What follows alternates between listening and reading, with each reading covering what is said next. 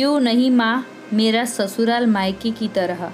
एक बेटी द्वारा अपनी माँ को पूछे गए दिल को छू लेने वाले बहुत ही मार्मिक सवाल। क्यों नहीं माँ मेरा ससुराल मायके की तरह। एक बार जरूर पढ़िएगा। माँ तुम तो कहती थी कि दूसरे घर जा रही हो, लेकिन चिंता नहीं करना, वो घर भी तुम्हारा अपना होगा। सिर्फ चेहरे बदल जाएंगे पर रिश्तों के मायने नहीं बदलेंगे। यहाँ माँ है वहाँ सासू माँ होगी, यहाँ बहन है वहाँ ननद होगी, यहाँ भाई है वहाँ देवर जेठ होंगे। जैसे यहाँ रह रही हो वैसे ही वहाँ रहोगी। यहाँ पर कोई भी पराया नहीं होगा, सभी तेरे अपने होंगे। तुम भी अपना सर्वस्व न्यौछावर कर देना, सभी को अपने प्यार से बांध लेना। आपकी इन्हीं बातों की पल्ले में गांठ बांधकर मैं ससुराल आई थी। आपकी नसीहतें मानकर मैंने तुलसी, पार्वती और इशिता बनने की कवायद शुरू कर दी थी। जिन्स को तिलांजलि देकर सर पर आंचल इस तरह रखती जैसे सूरज बड़ताजा जी ने मुझे सलमान के साथ 7 जन्मों के लिए साइन किया हो। आखिरकार ये मेरा अपना घर है। लेकिन कुछ ही दिनों में मेरा यह भ्रम बुरी तरह टूट गया। इस दिल के इतने टुकड़े हुए कि मैं उन टुकड़ों को समेट भी नहीं सकती। आज मैं आपसे पूछना चाहती हूँ कि क्यों नहीं माँ मेरा ससुराल मायके की तरह। सासू माँ भी तो मेरी माँ ही है ना। फिर जिस स्नेह और प्यार से मैं आपकी गोद में सर रख कर लेट जाती हूँ, उसी स्नेह और प्यार से मैं सासू माँ की गोद में क्यों नहीं लेट सकती। जैसे आपको मेरी हर पसंद नापसंद मालूम थी, सासू माँ को मेरी पसंद नापसंद क्यों नहीं पता। सासू माँ ने आज तक एक बार भी क्यों नहीं कहा कि आज तेरी पसंद की सब्जी बना ले।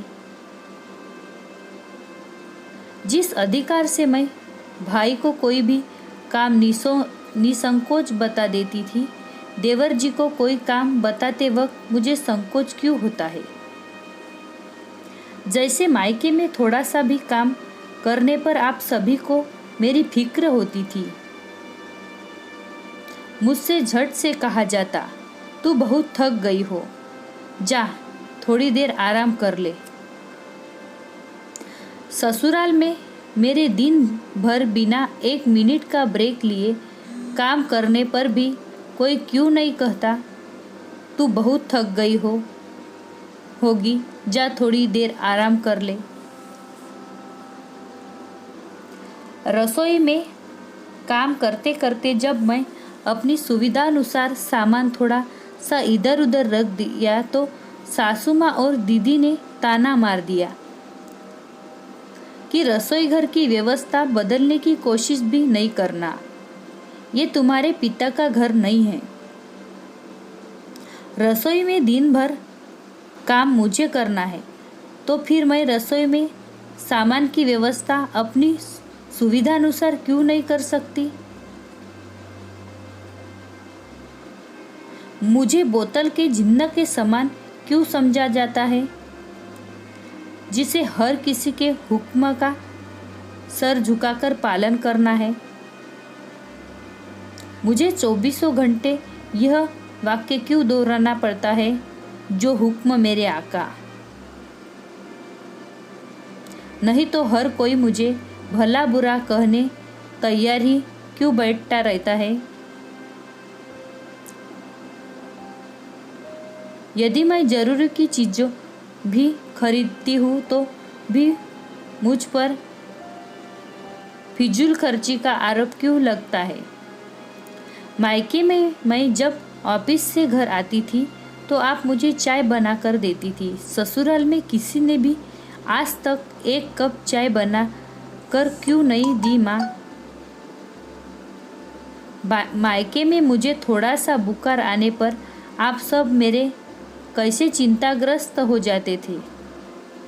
यहाँ पर यदि तेज बुखार में मैं एक वक्त का खाना न बना पाऊँ तो मुझ पर यह आरोप क्यों लगाया है कि मैं बीमार होने का नाटक कर रही हूँ? मेरी तकलीफ एवं मेरा दर्द यहाँ पर कोई क्यों नहीं समझता? जब मुझे देखने आए थे तब सासू माँ ने कहा था, यह हमारी बहू नहीं बेटी जैसी ही है, हम इसे हमारे बेटी जैसा ही प्यार देंगे। माँ, क्या बहू होना बहुत बहुत बुरा होता है? यदि नहीं तो ससुराल वाले ऐसा क्यों कहते हैं कि बेटी जैसा प्यार देंगे? प्यार कभी भी बहू जैसा क्यों नहीं होता? यदि बहू जैसा प्यार होता है तो वो देने लायक क्यों नहीं होता? जब 7 फेरे लेते ही मैं बहू शब्द की जिम्मेदारियों से बंध गई तो मैं बेटी समान कैसे हूँ? मैं हर तरह का समझौता सिर्फ इसलिए क्यों करूँ कि मैं एक बहू हूँ? समझौते के नाम पर हर बार मुझे अपनी इच्छाओं का गला क्यों घोटना पड़ता है?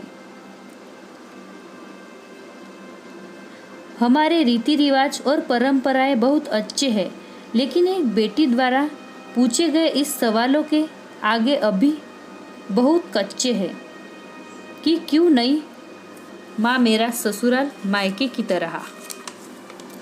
आपको हमारी यह कहानी कैसे लगी हमें कमेंट कर ज़रूर बताएं। ऐसे ही कहानी सुनने के लिए चैनल को सब्सक्राइब करें, बेल आइकन पर क्लिक करके नोटिफिकेशन ऑन करें, वीडियो को लाइक करें, अपने दोस्तों से शेयर करें। Thank you.